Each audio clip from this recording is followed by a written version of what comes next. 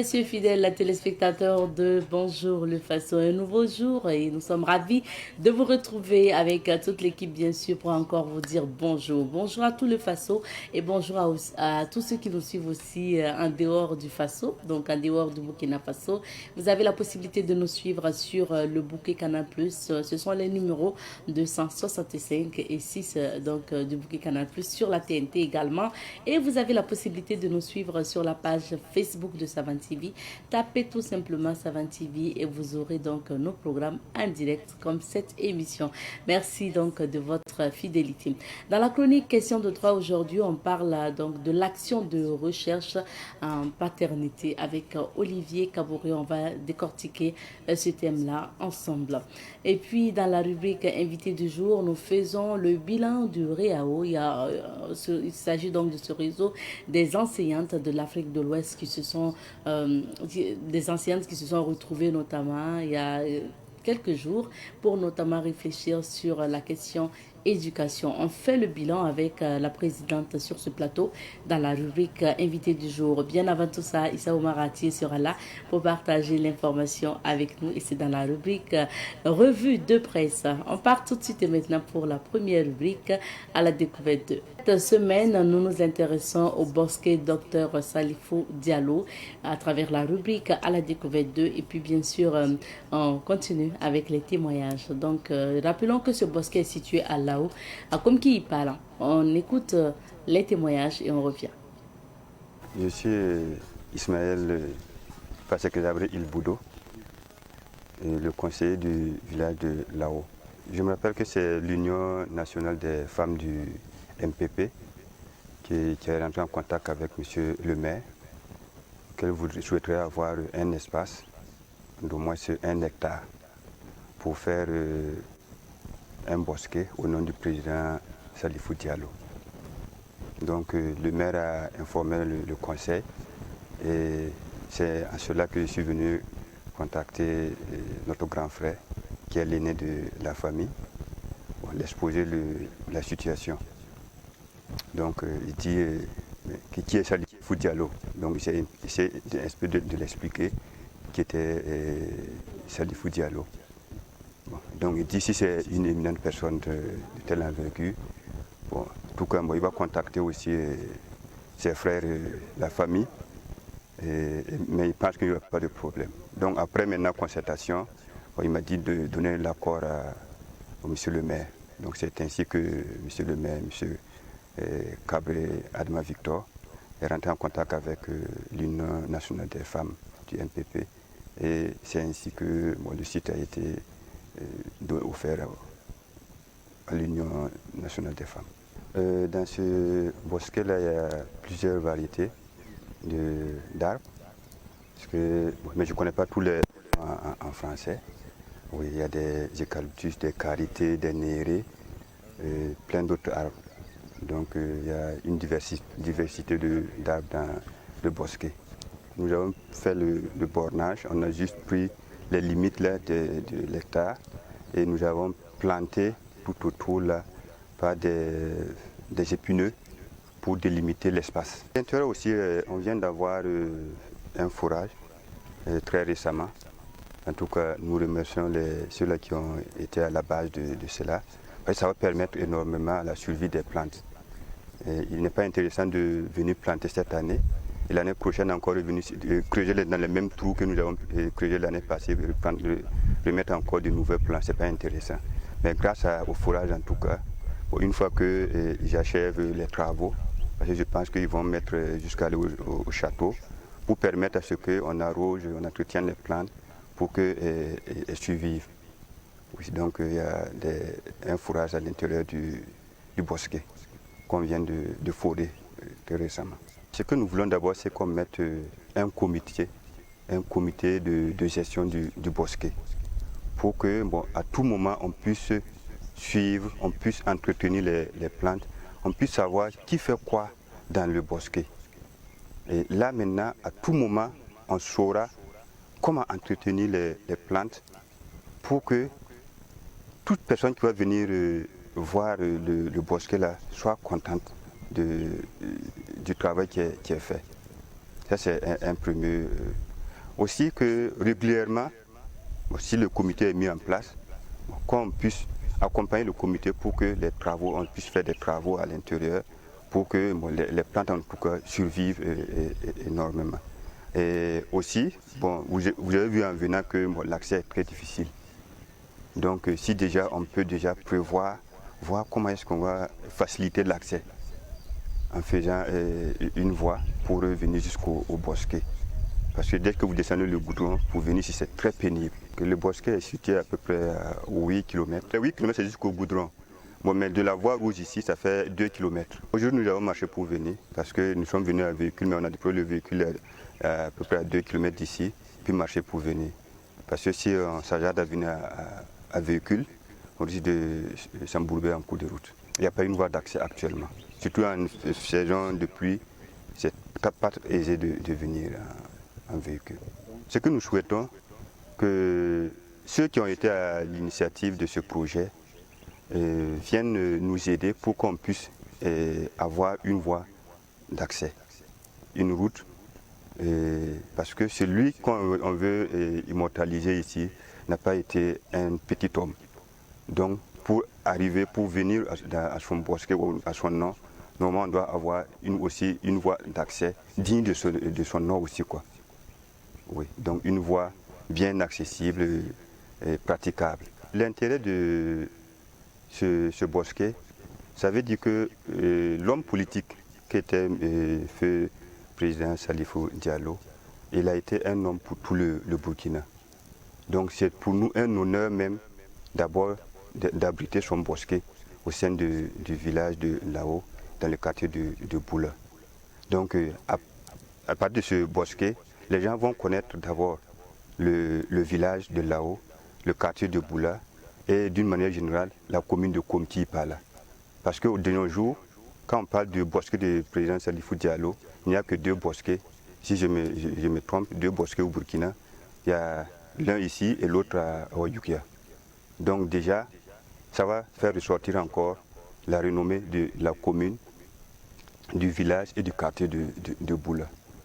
Oui, donc c'est une fierté pour nous, la famille Ilboudo, de se lister quand on parle du bosquet de Salifou Diallo parmi ceux-là qui ont été à l'initiative.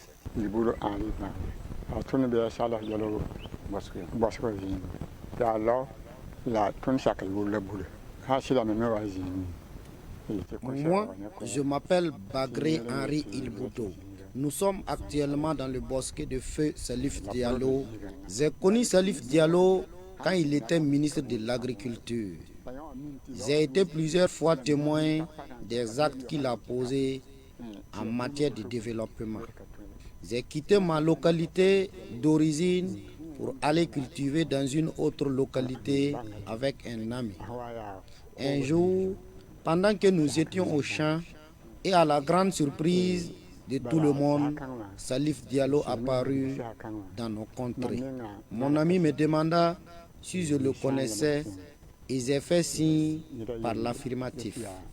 Lui pourtant n'avait toujours jamais vu physiquement Salif Diallo en dehors de la télé et des journaux bien sûr. Quand Salif Diallo est arrivé dans notre champ, il s'est joint à nous dans les travaux champêtres. Tout le monde était ébahi de voir un ministre dans cette situation de paysan.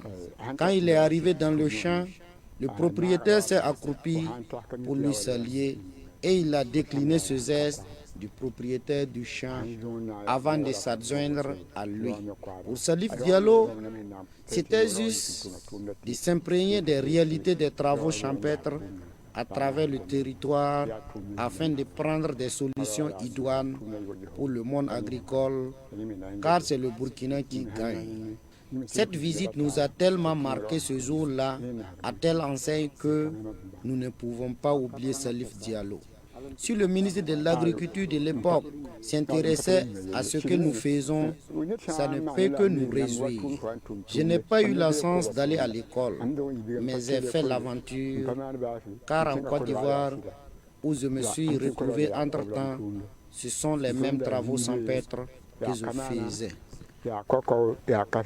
Nous sommes aujourd'hui avec Issa Omaratier. Bonjour. Bonjour Azeta et bonjour à tous les téléspectateurs de Savane TV. On découvre d'abord les titres. Oui, tout de suite et maintenant, on va commencer avec le journal Le Pays qui titre à sa une Royaume du Goulmou, Sa Majesté Ntamba reconnu comme seul roi. Bagarre au sein de la cour royale de Béguélo, des blessés, mais aussi de nombreux départs enregistrés. Actu Sport éliminatoire CAN 2025, les arbitres africains pointés du doigt. Révélation, UEMOA 91 milliards de francs CFA mobilisés par le Burkina en août, et ce, malgré la crise. Sexualité pendant la grossesse, des cas où les rapports sexuels sont à éviter. Blaise Ouedraogo, gouverneur du Centre-Nord, Barsalgo restera debout. État civil, le Burkina se dote d'un nouveau passeport de dernière génération. Pour le retour de la paix sociale au Burkina, les 5 recommandations de Les Justes. Le quotidien titre à sa une, interdiction de vente des places dans les établissements d'enseignement public au Burkina. L'ASE-LC est dans son rôle et partout où elle pense que la corruption existe, elle se doit de la combattre. État civil burkinabé, un nouveau passeport biométrique sans mention CEDEAO. Oumarou Sawadogo, président de la Fédération burkinabé de football des Burkinabés, entre appréciation et attente. Région, Sa Majesté Ntamba est reconnu comme seul et unique roi du Goulmou dans la région de l'Est. Sidouaya titre à sa une Burkina Faso, le nouveau passeport biométrique officiellement lancé. Royaume du Goulmou, Sa Majesté Ntamba reconnu comme seul et unique roi. Interconnexion CCVA douane, un système informatique pour faciliter les évaluations. Brevet professionnel de technicien spécialisé, 272 candidats en quête du parchemin. Investissement privé, les opportunités présentées aux hommes d'affaires chinois. Bitou, l'école primaire publique des Kaniré, sans toit. Le ministre exhorte les établissements privés à éviter les augmentations de scolarité. Féminicide au Burkina Faso, autopsie d'un drame. Exportation et pratiques commerciales responsables, la CCIBF, outil des PME. Mercure, Chine-Afrique, un partenariat d'avenir. L'Express du Faso titre à sa une burkinabé, voici votre nouveau passeport. Autant le dire, ils ne sont pas allés en République populaire de Chine pour rien. Mon rein, mon combat. De la dialyse à la transplantation rénale, le couple Caboret témoigne. Terre-plein à Bourg-du-Lasso, ces plans qui évoluent bien. Infrastructure routière dans les hauts bassins, Penny aura bientôt un poste de péage. Attribution des membres du gouvernement, ce gros morceau attribué au général Kassoum Koulibaly. Aujourd'hui au Faso, titre à sa une, Foka millésime 2024 à la recherche d'un second souffle au bord de Yangtze. Chefferie traditionnelle, fin de la diarchie royale au Goulmou, plausible motion de censure des députés de BBI au Sénégal, jour compté de Sonko à la primature ou dissolution de l'Assemblée nationale, au moins 129 morts dans la prison Makala en RDC. Que s'est-il passé et ce Djonjon Mouvoir? L'Observateur Palga titre à sa une projet victoire sur la malnutrition plus au cœur du désarroi des actions qui illuminent le PM au BBDA, heureux les artistes qui meurent pauvres. État civil, le Burkina Faso se dote d'un nouveau passeport de dernière génération. Septembre turquoise, un mois pour briser les tabous sur les cancers gynécologiques. Jeux paralympiques, Rainatou Monet cale dès les séries. C'est tout, Abzeta, pour les unes des journaux du jour. Merci beaucoup Issa pour les titres donc de ces journaux et on revient sur quelques sujets d'actualité. L'actualité est marquée aujourd'hui par le nouveau passeport burkinabé. Effectivement, le Burkina Faso en tout cas s'est doté en tout cas depuis hier d'un nouveau passeport biométrique de dernière génération en tout cas et se place comme le premier pays en Afrique de l'Ouest à se doter en tout cas de ce passeport biométrique et le 10e en Afrique, en tout cas en ce qui concerne le passeport biométrique. Et la particularité de ce passeport, en tout cas il faut le signaler, ce passeport a beaucoup d'avantages, en tout cas pour les utilisateurs, pour les Burkinabés qui en tout cas voyagent. Et sa particularité, entre autres, on peut citer par exemple l'introduction du NNI, le numéro national d'identification, en tout cas qui permet désormais, par exemple, si tu as un passeport, le nouveau passeport, et que ce passeport s'expire et que tu te trouves à l'extérieur, tu n'auras pas besoin en tout cas de te déplacer pour venir au Burkina pour refaire ton passeport. Donc ça sera comme ça, c'est le même numéro national d'identification qui sera sur le passeport, sera sur la CNIB, sur le permis de conduire. Donc on peut citer entre autres cette particularité, et également le logo et la mention CEDEAO disparaissent en même temps de ce passeport qui vient d'être en tout cas mis sur la place. Voilà. Alors, tu as parlé tantôt d'avantages. Certains aussi se posent la question, est-ce qu'il n'y aura pas d'impact quand on veut voyager dans les pays, notamment de la CEDEAO? De la CEDEAO, oui, c'est l'inquiétude générale, en tout cas depuis hier, quand on voit que le logo et la mention CEDEAO disparaissent du passeport, mais ça n'entame à rien, en tout cas. Les voyageurs, en tout cas, qui voyagent au sein de l'espace CEDEAO, ça ne gêne pas, en tout cas pas pour le moment. Rien n'est en tout cas à craindre pour l'instant. Mais bon, tout peut arriver, et puis le ministre a expliqué s'il y avait quelque chose, si ça pouvait jouer en tout cas sur les voyageurs au sein de la CEDEAO, le ministre allait expliquer. Donc pour le moment, en tout cas, il n'y a pas de crainte, il n'y a pas d'informations assez développées sur ce côté, mais je ne pense pas qu'il y ait en tout cas de problème à ce niveau-là. Ok. Merci bien. On passe au deuxième sujet. On s'intéresse à une bonne nouvelle, en tout cas du côté de Fada.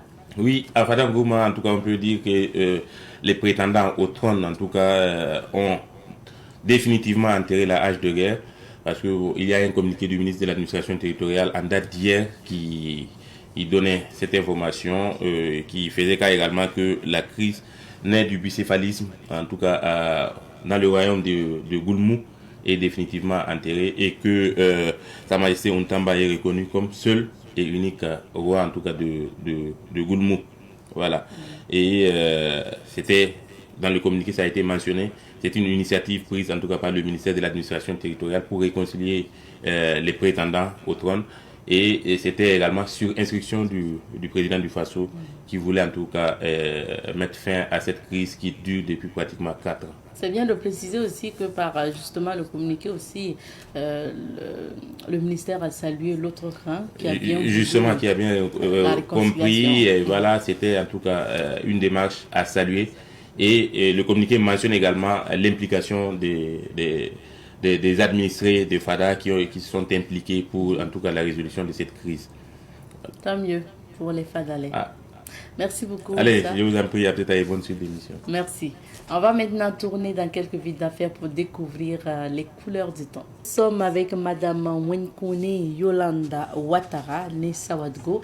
Elle est la présidente de l'Amicale des éducatrices du Burkina et présidente du réseau des enseignantes de l'Afrique de l'Ouest. Bonjour Madame Ouattara. Bonjour. Bienvenue sur ce plateau. Merci. Alors, le Riao qui a eu lieu, je vais parler des activités du Riao la semaine dernière. Ça s'est achevé d'ailleurs le week-end dernier. Est-ce que tout s'est bien passé? Par la grâce de Dieu, nous disons gloire à Dieu. Tout s'est vraiment très bien passé. À partir du moment où il n'y a pas eu d'incident, à partir du moment où les étrangers sont venus en paix, elles sont retournées en paix. Et on voyait le sourire, la joie sur le visage des participantes. On peut dire que tout s'est très bien passé. Tout s'est très bien passé. Parlons maintenant justement de ce qui s'est passé à Ouagadougou. Il y a eu pas mal d'activités. Qu'est-ce que vous avez réalisé lors de cette rencontre des enseignantes? Merci. D'abord, il faut dire que déjà le lundi, comme on l'avait annoncé sur ce plateau, nous avons commencé avec les formations. Les participantes ont été formées sur le réseautage, sur le leadership, sur plusieurs formations. Ok. Voilà. Et déjà le mardi, c'était l'ouverture, où on a suivi encore plusieurs panels sur le thème même du forum, résilience du système éducatif avec le REAO, réussir au-delà de la terreur. Nous avons suivi des panels aussi sur la gestion du stress. Voilà, comme nous sommes des enseignantes, souvent la vie de famille, concilier au travail et pas mal de choses. Quand on est stressé, c'est difficile souvent de gérer. Donc on a fait des panels sur le stress, le cancer. Voilà, pas mal, en tout cas, de panels pendant la cérémonie d'ouverture qui s'est également très bien passée. Le mercredi, nous avons eu des travaux sur la vie du réseau. Nous avons revu nos textes. Nous sommes vraiment actuellement, tout le monde est bien outillé sur les textes du réseau. Voilà, des objectifs clairs. Vraiment, il y a eu un très gros travail. Et le jeudi, nous avons planté des arbres au sein des yeux Cambouensin. Et nous avons eu une visite à la Mako, où nous avons rencontré les détenus mineurs qui sont nos enfants, aussi les femmes qui y sont. Nous avons eu des moments de partage avec ces personnes-là. Et le message qu'on a eu à donner, surtout aux jeunes adolescents, c'est leur faire comprendre que la prison n'est pas fatale et que même s'ils se retrouvent en prison, cela ne signifie pas que la vie est finie pour eux. En témoigne cet enfant qui est resté en prison et qui a obtenu son bac. Nous leur avons fait comprendre qu'ils peuvent décider de se réaliser. Oui, parmi eux, des ministres peuvent sortir, parmi eux, des responsables de ce pays peuvent sortir, mais c'est à eux de prendre la décision. Oublier les rancunes, ne pas rester en prison pour mûrir la rancune, pour mûrir la vengeance, qu'ils arrivent à oublier tout ça, mais se focaliser sur ce qu'ils veulent devenir demain. Donc, le vendredi, nous sommes sortis, nous sommes allés sur le faux départ de Sa Majesté le Moro Naba, qui est franchement une sortie qui a été très très bénéfique pour nous. On était très heureux. Sa Majesté nous a offert un bélier. Oui, et de là, les dames sont allées voir le mémorial de Thomas Sankara, en commençant par le rond-point des Martyrs. Et nous avons terminé par la soirée d'hommage aussi, qui s'est très bien passée le samedi. On sait que la soirée d'hommage, comme le nom le dit, c'est rendre hommage au personnel éducatif, surtout les enseignantes. Mais c'était l'occasion pour vous aussi de voir pour des parrainages, comme vous l'aviez annoncé sur ce plateau. Sur ce point, comment ça s'est passé? À qui est-ce que vous avez rendu hommage? Et puis, côté parrainage aussi, est-ce que vous avez pu parrainer quelques enfants? D'abord, hommage. C'était d'abord les enseignantes résilientes. Voilà, nos collègues qui sont dans les zones à fort défi sécuritaire. Quand on voit que avec la situation sécuritaire, beaucoup fuient certaines régions pour rejoindre les villes, il y a certaines quand même qui sont restées, voilà, qui ont bravé pas mal de difficultés. Il y en a qui acceptaient monter dans les avions pour aller enseigner les enfants et revenir. C'était pour nous l'occasion vraiment de les encourager. Voilà, de les encourager, que nous sommes aussi de cœur avec elles. Et parmi elles, il y avait cette enseignante qu'on appelle, entre griffes, la maman des élèves déplacés internes, Korotimi, dont l'image a fait le tour des réseaux sociaux avec ses élèves qu'elle encadre parallèlement. Voilà. Côté parrainage, des enfants notamment. Oui, toujours hommage, il y a aussi des enseignants comme des enseignantes qui aussi excellent dans certains domaines, pas forcément en classe, voilà, mais qui mènent des activités pour promouvoir l'éducation. Nous avons aussi songé à les encourager. Maintenant, côté parrainage, oui, on a pu avoir 100 sacs. Oui, avec des fournitures. Et nous rendons grâce à Dieu, nous avons obtenu un ordinateur pendant la soirée. Désolé parce que j'ai oublié le nom du donateur. Voilà, que nous avons en tout cas décidé de remettre à cette jeune enfant qui a eu son bac, qui étant en prison. Voilà, a pu vraiment obtenir son bac et que nous avons décidé d'accompagner. Il nous a fait comprendre qu'il veut s'inscrire dans une université privée et nous allons l'accompagner. Nous avons prévu de lui donner cet ordinateur, voilà, pour qu'il puisse continuer de relever les défis qui feront face à lui. Oui. Autant d'activités qui ont pu se tenir certainement grâce à l'accompagnement aussi des autorités. Oui. Je reviens sur le parrainage pour dire que les fournitures, oui, mais pour la question de la scolarité, ça n'a pas été... Voilà, parce qu'on n'a pas eu assez de soutien à ce niveau. Voilà, donc effectivement, beaucoup nous ont accompagnés, notamment, comme vous l'avez dit, je ne cesserai de remercier son Excellence, Monsieur le Président du Faso, le chef d'État, capitaine Ibrahim Traoré, qui a cru en nous. S'il n'avait pas cru en nous, accepter dans un contexte patronner ce forum, c'était pas évident.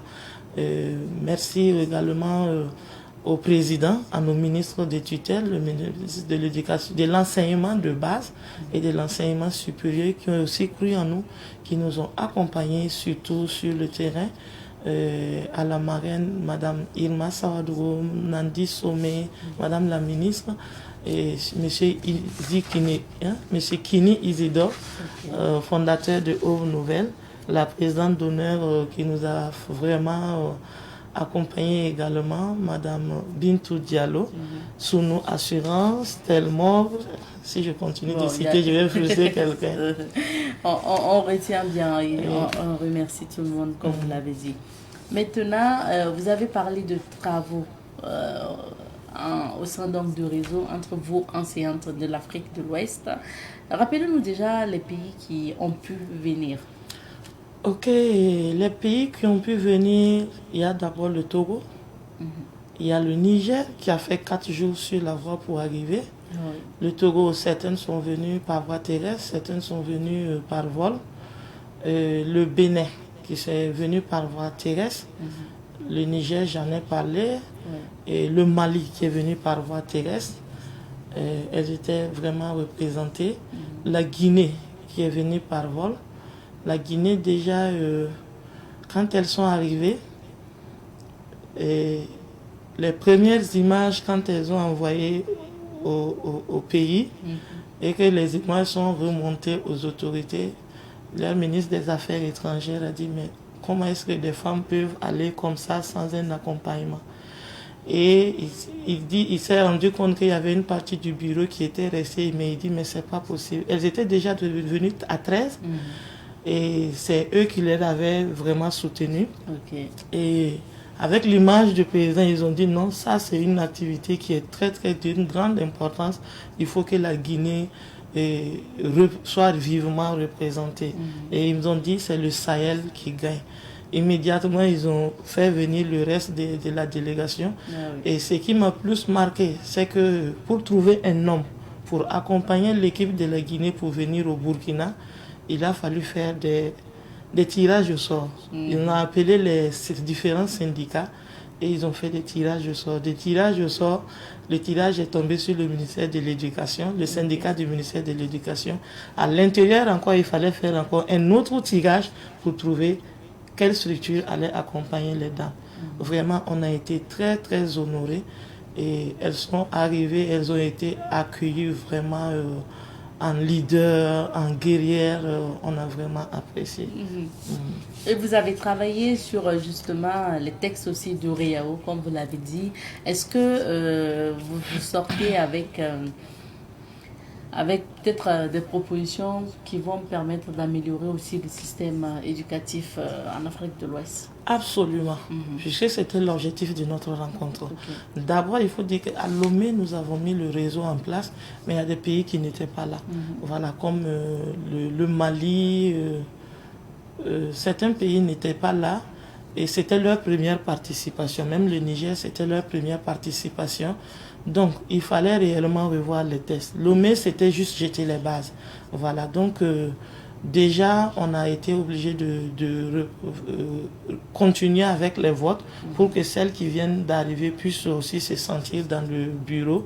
Et les textes également, puisque nous avons défini notre vision, nous avons maintenant un programme bien défini que nous allons travailler voilà, au cours des années à venir. Dans chaque pays, les activités qui sont retenues, chaque pays va mener ses activités dans les mêmes périodes pour que réellement l'impact soit vraiment positif. Oui. Donc là, on se retrouve avec des représentantes du REAO dans chaque pays participant. Oui. Ok. Alors, après cette activité, quelles sont peut-être vos attentes aussi à l'endroit, que ce soit des autorités du ministère de l'Éducation, des autorités au Burkina Faso et des autres pays pour que le REAO puisse encore aller de l'avant? C'est d'abord croire en ce réseau-là, croire en ces femmes que nous sommes, nous accompagner autant que possible, parce que quoi qu'on dise, même si quelle que soit notre détermination, quel que soit notre engagement, si nous n'avons pas un soutien, l'accompagnement de nos autorités, ça serait difficile d'arriver à des résultats satisfaisants. Donc c'est d'abord croire en nous, nous aider, voilà, nous ouvrir certaines opportunités pour qu'on puisse sur le terrain, j'ai dit nous ne sommes pas un syndicat, voilà, nous sommes là pour faire des plaidoyers, nous sommes là pour rester à leur côté, pour aussi apporter notre touche, voilà, qu'on nous implique aussi dans certaines activités pour que ensemble nous puissions relever ce défi-là. Et est-ce qu'on peut rappeler justement les objectifs du réseau des enseignants de l'Afrique de l'Ouest? C'est d'abord mener des plaidoyers. Comme je l'ai toujours dit, nous sommes un réseau de plaidoyer en faveur de l'enseignante de l'Afrique de l'Ouest, de l'élève, particulièrement de la jeune fille, promouvoir nos valeurs culturelles à travers l'enseignement dans la pratique classe, développer le leadership féminin en milieu scolaire et pas mal d'autres objectifs. Ah oui. Donc, on va dire deuxième édition plutôt bien passée. Est-ce qu'on se projette, vous êtes déjà projeté pour la troisième édition? Ça va se tenir où? Est-ce que vous avez jeté les bases déjà? Oui, déjà la question du déroulement, on a échangé beaucoup là-dessus. Voilà la tenue du forum, puisque certains demandaient à un moment que ça soit chaque 2 ans. Certains ont dit non, chaque 2 ans, on veut aller chaque année. Okay. Voilà, donc nous avons fini par nous entendre pour que le forum se tienne chaque année. Et par la grâce de Dieu, la Guinée qui s'est proposée de nous accueillir l'année prochaine. Donc, nous comptons sur nos autorités aussi pour relever les défis, comme la Guinée a relevé auprès du Burkina. Voilà. Donc, par la grâce de Dieu, en août prochain, nous irons en Guinée pour le 3e forum. Okay. Merci beaucoup. On a donc fini cet entretien. Merci d'être passé. À vous le merci. Bonne suite à vous, Madame Ouattara. Merci. Je rappelle que nous recevions comme invitée Madame Wenkouni Yolande Ouattara Nissawatko. Elle est la présidente de l'Amicale des éducatrices du Burkina, par ailleurs présidente du réseau des enseignantes de l'Afrique de l'Ouest. On s'arrête ici pour l'entretien d'aujourd'hui. Marquons une petite pause et on revient. Je suis Ismaël Fassekadabri Ilboudo, le conseiller du village de Lao. Je me rappelle que c'est l'Union nationale des femmes du MPP qui est rentrée en contact avec M. le maire, qu'elle souhaiterait avoir un espace d'au moins 1 hectare pour faire un bosquet au nom du président Salifou Diallo. Donc le maire a informé le conseil et c'est à cela que je suis venu contacter notre grand frère qui est l'aîné de la famille, pour l'exposer la situation. Donc il dit qui est Salifou Diallo. Donc j'essaie un peu de l'expliquer, qui était Salifou Diallo. Bon, donc d'ici c'est une éminente personne de telle envergure. Bon, en tout cas, il va contacter aussi ses frères et la famille, mais il pense qu'il n'y aura pas de problème. Donc après maintenant concertation, il m'a dit de donner l'accord au monsieur le maire. Donc c'est ainsi que monsieur le maire, monsieur Cabré Adama Victor, est rentré en contact avec l'Union nationale des femmes du MPP. Et c'est ainsi que le site a été offert à l'Union nationale des femmes. Dans ce bosquet-là, il y a plusieurs variétés d'arbres. Mais je ne connais pas tous les en français. Oui, il y a des eucalyptus, des carités, des nérés, plein d'autres arbres. Donc il y a une diversité d'arbres dans le bosquet. Nous avons fait le bornage, on a juste pris les limites là, de l'hectare et nous avons planté tout autour là, par des épineux pour délimiter l'espace. À l'intérieur aussi, on vient d'avoir un forage très récemment. En tout cas, nous remercions ceux-là qui ont été à la base de cela. Ça va permettre énormément à la survie des plantes. Il n'est pas intéressant de venir planter cette année. Et l'année prochaine, encore revenir creuser dans les mêmes trous que nous avons creusé l'année passée, remettre encore de nouvelles plantes, ce n'est pas intéressant. Mais grâce au forage en tout cas, une fois que j'achève les travaux, parce que je pense qu'ils vont mettre jusqu'à aller au château, pour permettre à ce qu'on arrose, on entretienne les plantes pour qu'elles survivent. Oui, donc il y a un fourrage à l'intérieur du bosquet qu'on vient de forer très récemment. Ce que nous voulons d'abord, c'est qu'on mette un comité de gestion du bosquet pour que à tout moment on puisse suivre, on puisse entretenir les plantes, on puisse savoir qui fait quoi dans le bosquet. Et là maintenant, à tout moment, on saura comment entretenir les plantes pour que toute personne qui va venir voir le bosquet là soit contente du travail qui est fait. Ça c'est un premier. Aussi que régulièrement, si le comité est mis en place, qu'on puisse accompagner le comité pour que on puisse faire des travaux à l'intérieur pour que les plantes en tout cas survivent énormément. Et aussi, vous avez vu en venant que l'accès est très difficile. Donc si déjà on peut déjà prévoir, voir comment est-ce qu'on va faciliter l'accès en faisant une voie pour venir jusqu'au bosquet. Parce que dès que vous descendez le goudron, pour venir ici, c'est très pénible. Le bosquet est situé à peu près à 8 km. 8 km, c'est jusqu'au goudron. Mais de la voie rouge ici, ça fait 2 km. Aujourd'hui, nous avons marché pour venir, parce que nous sommes venus à véhicule, mais on a déployé le véhicule à peu près à 2 km d'ici, puis marcher pour venir. Parce que si on s'agarde à venir à véhicule, on risque de s'embourber en cours de route. Il n'y a pas une voie d'accès actuellement. Surtout en saison de pluie, c'est pas aisé de venir en véhicule. Ce que nous souhaitons, que ceux qui ont été à l'initiative de ce projet viennent nous aider pour qu'on puisse avoir une voie d'accès, une route, parce que celui qu'on veut immortaliser ici n'a pas été un petit homme. Donc pour venir à son bosquet ou à son nom, normalement on doit avoir aussi une voie d'accès digne de son nom. Rubrique maintenant, donc question de droit que vous aurez avec Olivier Kaboré de Juristes sans frontières. Bonjour Olivier. Bonjour Abzeta et bonjour aux téléspectateurs. Merci d'être là. Alors Olivier, aujourd'hui on s'intéresse à un sujet intéressant et sensible à la fois, mais important en tout cas pour ceux qui n'ont pas l'information, l'action en recherche de paternité de l'enfant né hors mariage. On va définir les notions d'abord pour commencer. Quand on parle déjà donc de enfant né hors mariage, qu'est-ce qu'il faut entendre juridiquement par enfant né hors mariage?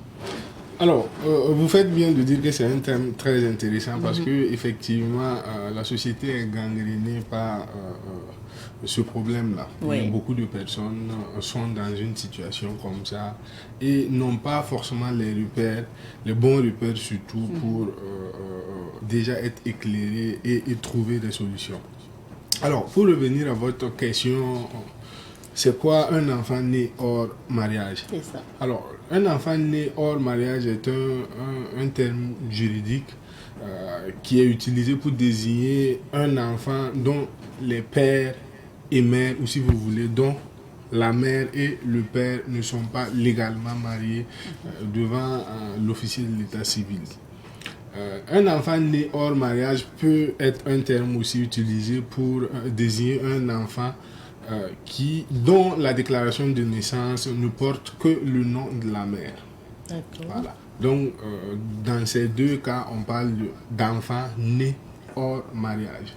Et pour ceux qui sont en concubinage, c'est toujours enfant né hors mariage? Oui, en réalité, la seule union légale que la loi reconnaît, c'est l'union qui est célébrée devant l'autorité de l'état civil. Okay. Si le mariage n'a pas été célébré à la mairie, même si vous vivez ensemble depuis un certain temps, l'enfant sera considéré comme un enfant né hors mariage. Voilà, même s'il y a une certaine stabilité. Mais il ne faut pas que le terme soit péjoratif, c'est juste pour situer le contexte au fait. Voilà. C'est pas parce que l'enfant est né hors mariage qu'il n'a pas de valeur ou qu'il a moins de valeur qu'un enfant né dans le mariage. Non, c'est juste pour situer le contexte. Bien sûr. Alors, l'autre notion également dans ce thème-là, c'est action en recherche de paternité. Qu'est-ce qu'il faut entendre par là? On a parlé de mariage tantôt. Quand l'enfant est né dans un couple marié, quand l'enfant vient au monde trouver que ses parents sont légalement mariés, le problème ne se pose pas parce que l'enfant est régi par un certain nombre de dispositions. L'avenir de l'enfant plutôt est régi par un certain nombre de dispositions. Et la loi a réglé la situation en disant que l'enfant né dans le mariage a pour père le mari de la mère. Je suis sûr que vous connaissez bien cette forme. Je connais maintenant cette forme. Voilà. Donc, l'enfant né dans le mariage a pour père le mari de sa mère. Donc, à ce niveau, quand il y a le mariage légalement célébré, il n'y a pas de souci. Maintenant, quand l'enfant vient au monde dans un couple qui n'est pas légalement marié ou dans une relation qui n'est pas stable, en ce moment, il y a un problème si le prétendu père refuse la paternité. Et la loi a mis en place un mécanisme ou une procédure, si vous voulez, qui permet à l'enfant lui-même d'amener la personne prétendu être son père là, qu'il reconnaisse sa responsabilité devant les juridictions. Et c'est cette procédure, ou si vous voulez, cette action qu'on appelle action en recherche de paternité. C'est tout simplement le fait que la loi puisse permettre à l'enfant de rechercher son père en amenant toute personne ayant la possibilité d'être son père en justice, afin que cette personne-là puisse faire face à ses responsabilités. Ok. Alors, il y a deux cas que justement vous avez cités concernant ceux-là qui ne vivent pas ensemble. Donc, ça, c'est peut-être plus compliqué de prouver que c'est avec le père de l'enfant que je porte qui est ce tel X ou Y. Mais quand vous êtes en concubinage, est-ce que, bon, c'est vrai que vous dites que ce n'est pas considéré comme un mariage, mais quand vous êtes en concubinage et qu'un enfant naît dans ce concubinage-là, vous vivez quand même ensemble, est-ce qu'on a besoin d'aller à une action en recherche de paternité? En principe, non. Mais si le père refuse la paternité, en ce moment, vous êtes obligé d'aller à une action. La mère est obligée, ou l'enfant après est obligé d'aller vers une action en recherche de paternité. Parce que là, il n'y a pas une stabilité juridique. Alors que dans le mariage, oui, c'est d'office, a priori. Pour que le père puisse refuser la paternité, il faut qu'il arrive quand même à prouver que, voilà, il y avait telle situation et telle situation. Sinon, d'office, la loi dit que c'est son enfant. Mais dans un couple qui n'est pas légalement marié, même si vous avez duré ensemble, même si vous avez une certaine stabilité ensemble, si le père refuse la paternité, il faut entreprendre une action en recherche de paternité. Ok. Ça ne peut pas être accordé légalement comme dans un mariage. Au fait, le législateur a fait tout ça pour amener les gens quitter l'état de concubinage et d'aller vers le mariage. Voilà, qui donne quand même une certaine sécurité juridique Ou garantie à l'homme et à la femme et même aux enfants. D'accord. Alors, quel nom porte l'enfant né hors mariage? L'enfant né hors mariage peut porter le nom de son père si ce dernier l'a bien reconnu. Cependant, si ce dernier ne l'a pas reconnu, il doit porter le nom de sa mère. Je dis ça parce que... Le nom de famille? Oui, de sa mère. Ok. J'insiste sur ça parce qu'il y a des cas où l'enfant vient au monde et que le prétendu père refuse la paternité. Et en attendant, on prend le nom du grand-père ou le nom d'un frère pour mettre comme père de l'enfant. C'est pas bon, il faut l'éviter. Ah. Voilà. Si l'enfant n'a pas de père légalement reconnu, il faut juste laisser cette mention. L'enfant peut bien porter le nom de sa mère en attendant qu'on puisse établir la filiation à l'égard du père véritable. D'accord, donc c'est faisable. C'est bien aussi que certains aient l'information parce que souvent on se dit que c'est banal, mais pourtant c'est important. Oui. Juste prendre la photocopie de la pièce d'un frère pour aller faire, c'est assez grave. Oui. Maintenant, qui peut exercer l'action en recherche de paternité? L'action en recherche de paternité est une action attirée. Et quand les juristes parlent d'action attirée, ça veut dire quoi? Qu'il y a un certain nombre de personnes déterminées qui ont la possibilité d'aller vers cette action. Principalement, l'action en recherche de paternité appartient à l'enfant. Seul, de principe, seul l'enfant a la possibilité de rechercher son père. Maintenant, vu que la loi donne la possibilité à l'enfant d'entreprendre cette action dans sa minorité.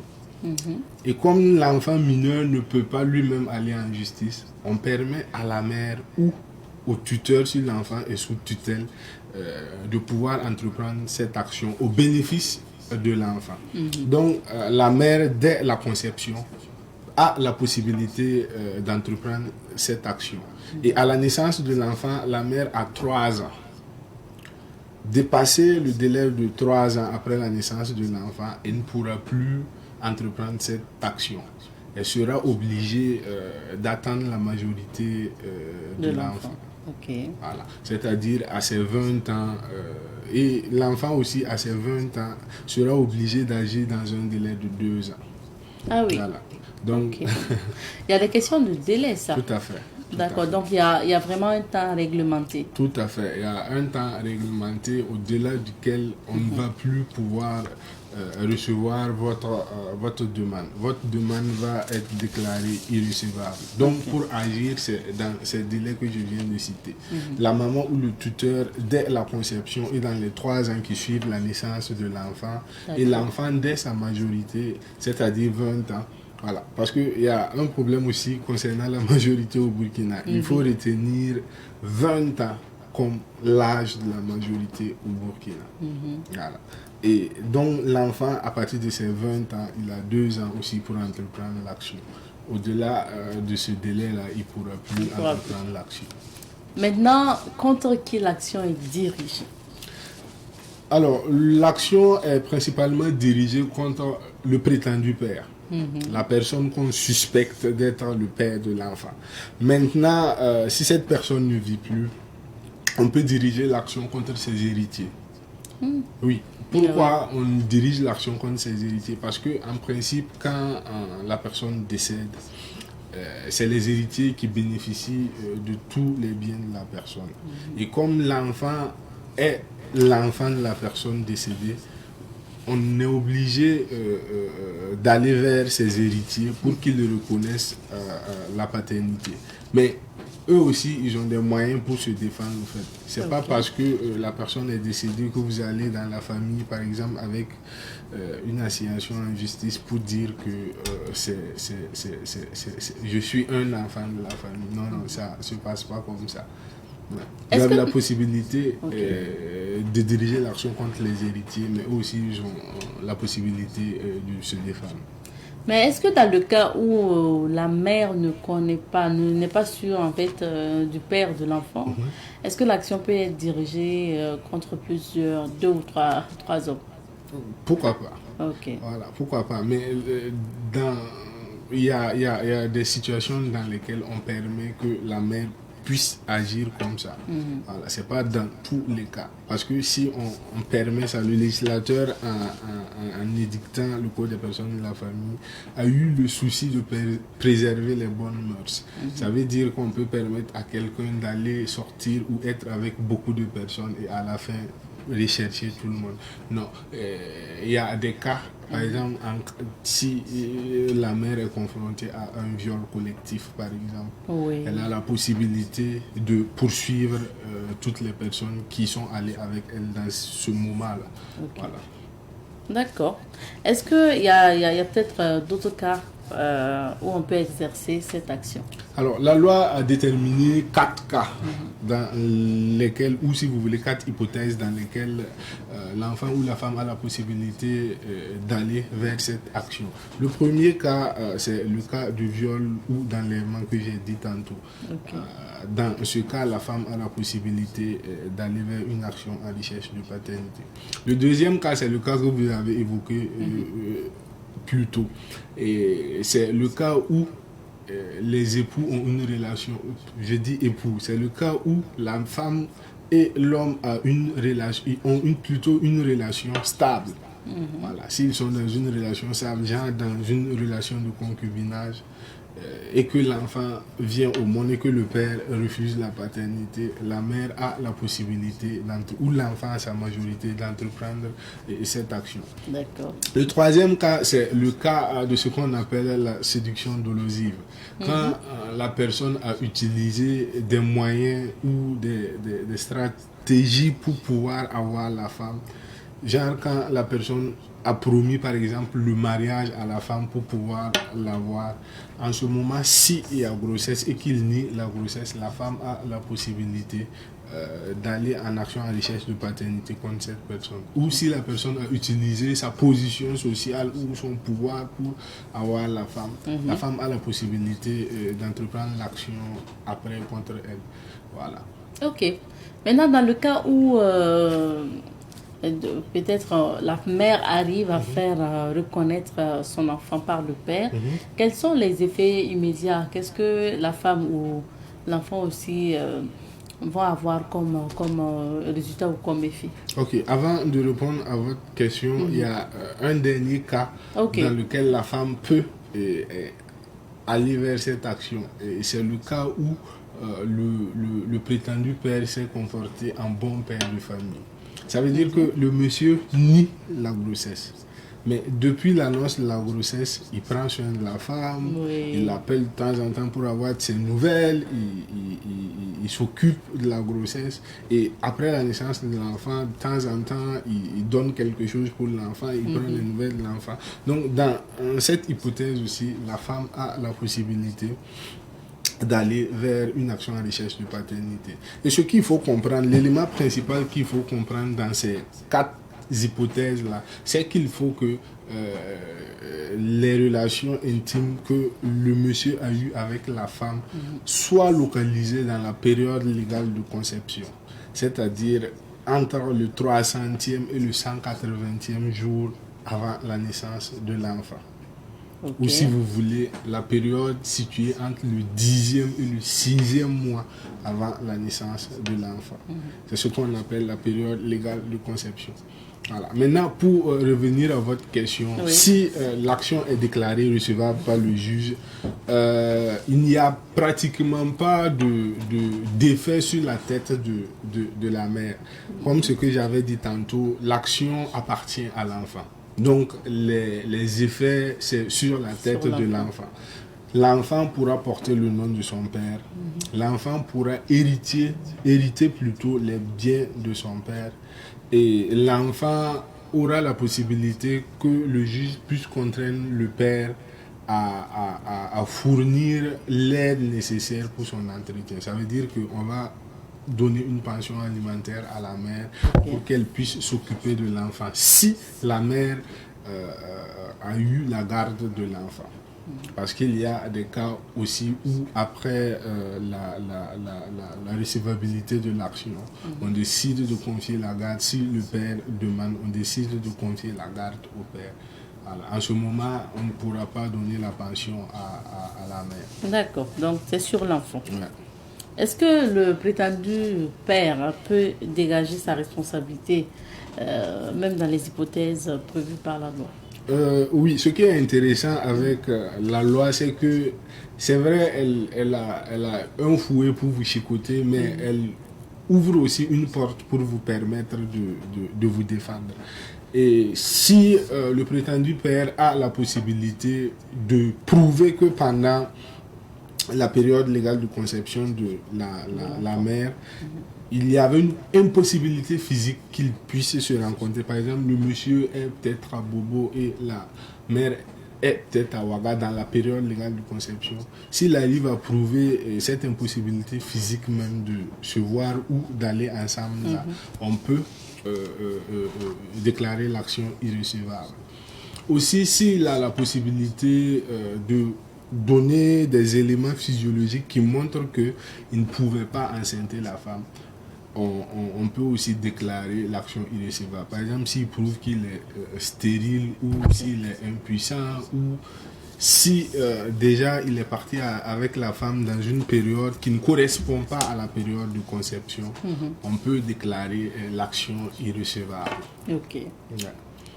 D'accord. Maintenant, quel est le sort de l'enfant dont le père n'est pas encore connu?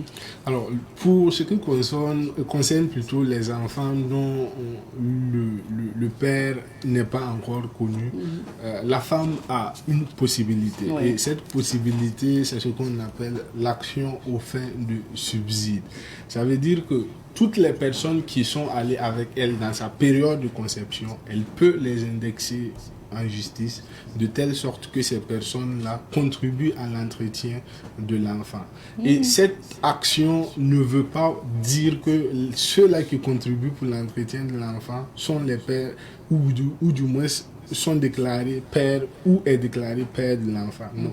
C'est parce qu'ils ont commis peut-être la maladresse d'aller avec la femme pendant sa période légale de conception. Et pour les punir, la loi ouvre cette possibilité-là à la femme parce que on ne peut pas aller avec elle dans cette période-là et la laisser comme ça dans le dénouement total sans que voilà on puisse l'accompagner. Donc la loi oblige toutes les personnes qui ont eu des relations avec elle en ce moment-là à pouvoir quand même l'aider à prendre soin de l'enfant ou de la grossesse. Maintenant, la chose que je vais peut-être ajouter, c'est que durant toute cette procédure ou avant même cette procédure, le prétendu père a la possibilité de reconnaître l'enfant. Ok. Oui, donc Non, dès même la conception de l'enfant, il a la possibilité d'aller à la mairie ou à la préfecture et de faire la reconnaissance de l'enfant. À la naissance de l'enfant, c'est lui qui va aller faire la déclaration de naissance. Il a la possibilité de reconnaître l'enfant en lui attribuant son nom de famille. Et même après la naissance de l'enfant, il a la possibilité aussi d'aller en justice et de faire une action en reconnaissance de paternité. Donc, toutes ces actions sont possibles. Maintenant, le seul point qui fâche souvent ou qui dérange souvent, c'est que la loi fait l'obligation à l'homme qui est marié et qui doit reconnaître un enfant dehors de donner l'information à sa femme et dans la forme écrite. Ça veut dire qu'il doit dans la forme écrite donner l'information à la femme qu'il a un enfant dehors et qu'il va reconnaître l'enfant. Voilà, c'est un peu la petite nuance. Il faut informer. Tout à fait. Pour les couples légaux. Légalement mariés. D'accord. Merci beaucoup Olivier pour ce thème. On va s'arrêter ici pour question de droit aujourd'hui. On va s'arrêter ici également pour Bonjour le Faso d'aujourd'hui. Merci de votre fidélité et rendez-vous demain jeudi pour d'autres aventures. Portez-vous bien. Allez, à demain. Tschüss.